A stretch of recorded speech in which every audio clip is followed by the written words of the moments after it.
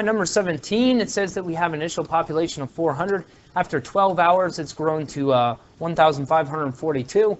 And we want to know what the zombie population is at time 0. When t equals 0, remember t equals 0 is just the initial amount. That's 400.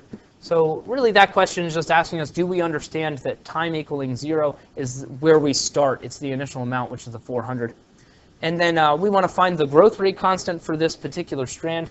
So again, this is going to be my continuous model, a times e to the kt. And its growth, we've gone up in numbers, so it's a positive kt.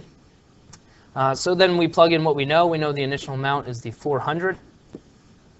K is the thing I'm looking for. And then it gives me a time of 12 hours. So I can plug 12 in for time. And if I have a 12 in there for time, the population at 12 hours is going to be the 1,542. And so now I can solve this. I divide each side by the 400. So I divide each side by 400. I'm just going to leave this as a fraction. I'm not going to bother reducing it. It might divide evenly. It might not. If it divides evenly, that's great. You can leave it as a decimal.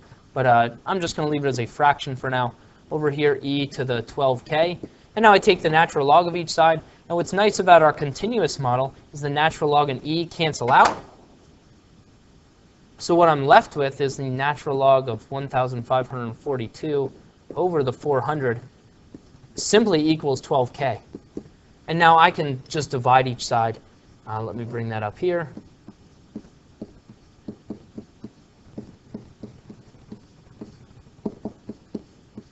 So now I just divide each side by 12.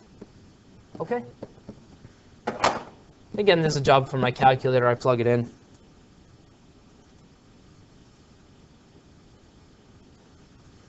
So I get 0.112. We'll go 3 decimal places on this one. On the test, make sure that you round to the number of decimal places specified. And that's going to be per hour because my time was in hours. And it's important to remember that unit is attached there. So when I look at part C, in part C it says what's the population after 3 days. So now I still have my initial amount is the 400. I've got E, I've got my K value now at the 0.112. And then time, I can't plug a 3 in here because the K value is per hour, which is why I wrote that down. So that means my time needs to be in hours. So I need to multiply this by 72 when I go to plug this in. And this is just a plug it into my calculator problem. So I find out that the amount is going to be the 400 times e to the 0.112 times 72. So I get something that looks like this.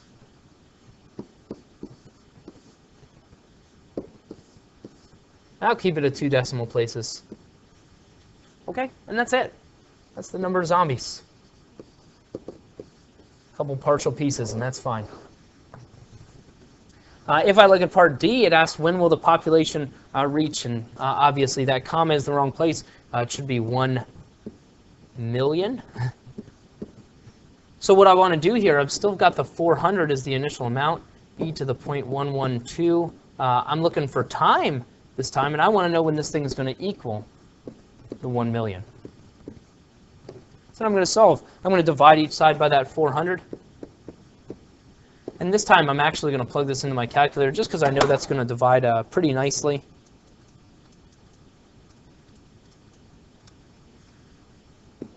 Gives me a 2,500 equals e to the 0.112t.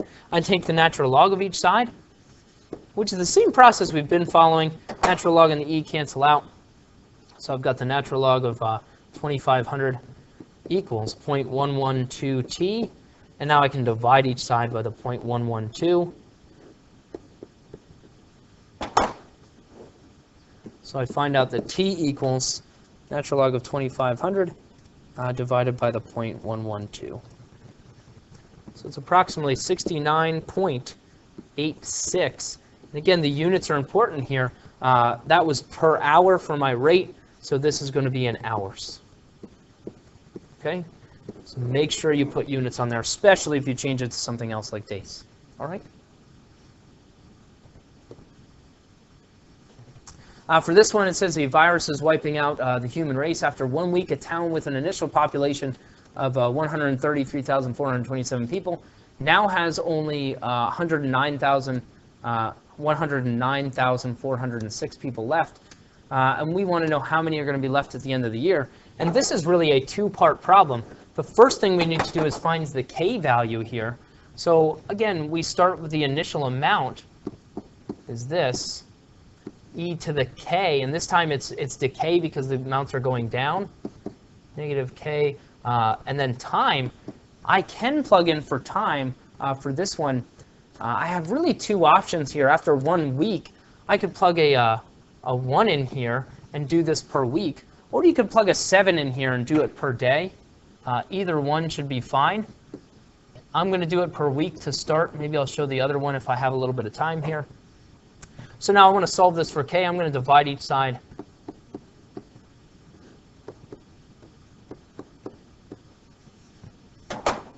So now, once again, I'm going to leave that as a big giant fraction. It's going to be easy enough to plug into my calculator the way it is anyway. And then I've got e to the negative k. I take the natural log of each side. Natural log and e cancel out. So I have the natural log of the 109,406 over the 133,427 equals the negative k. And then I just divide each side by a negative. Okay, by -1. And again, this is just a job for my calculator. I plug it in.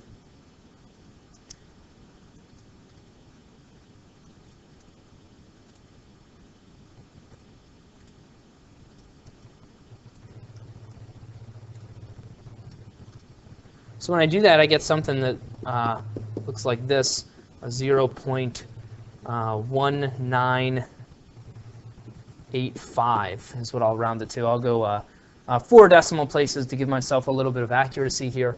So then if I want to know how many are going to be left at the end of the year, well, I know the initial amount,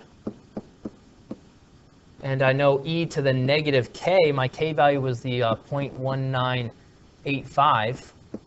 Multiplied by time, well here, this one, because I left it as a 1 when it was 1 week, this is per week. Which means I need to plug time into weeks. In a year, there are 52 weeks. So I've got to plug a 52 in here. And now again, this is a job for my calculator. So I'm going to plug this in, the times e to the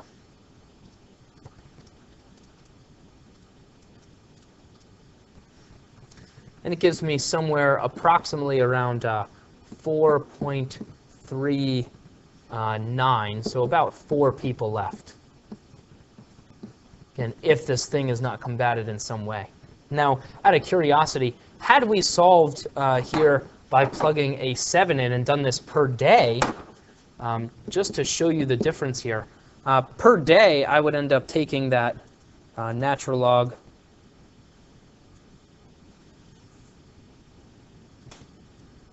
of the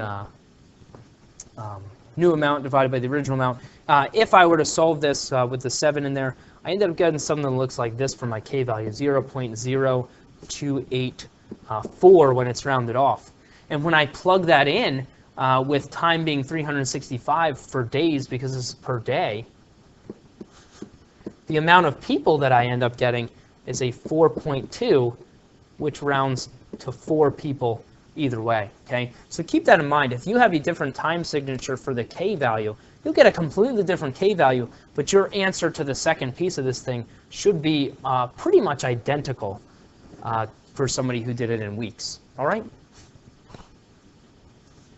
If you look at something like this, this one, scientists want to determine how old Superman is, and by what they're going to do is they're going to find out the age of the Kryptonite that was with him when he crash landed. So again, the first thing we're going to need to do this one is identify the k value. And we're going to use that using the half-life. All right.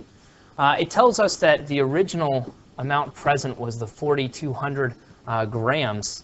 And again, it's e to the negative kt.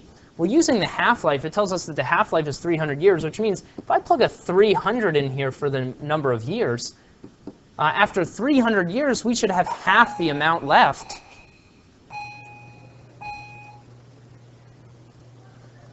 After 300 years, we should have half the amount left, which means we'd be down to 2100 of this stuff. And now we can solve this for k. We're going to divide each side by the 4200,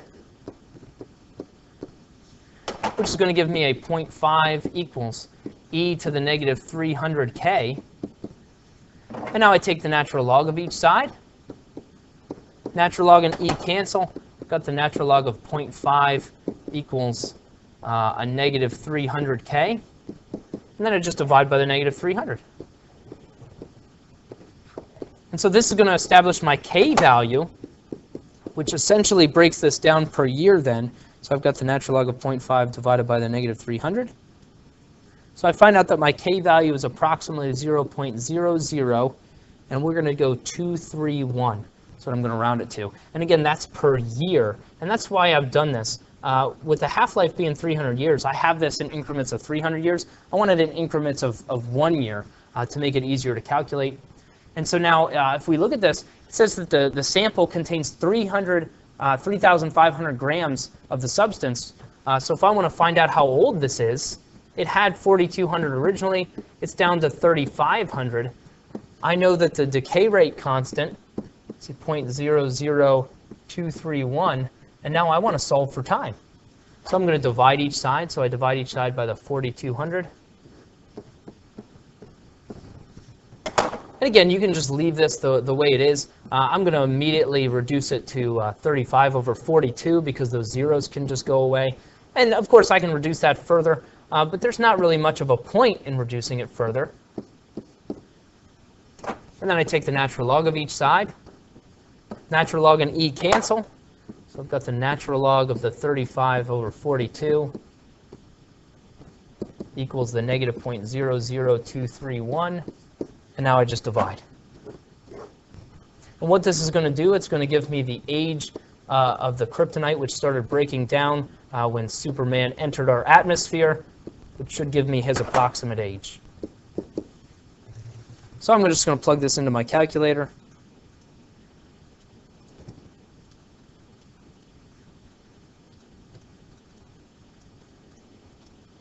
So it turns out that he is approximately 78.9 years old. So we'll see he's about 79 years old. So Superman's becoming an old fart. All right. Hope this was helpful, and good luck on your test.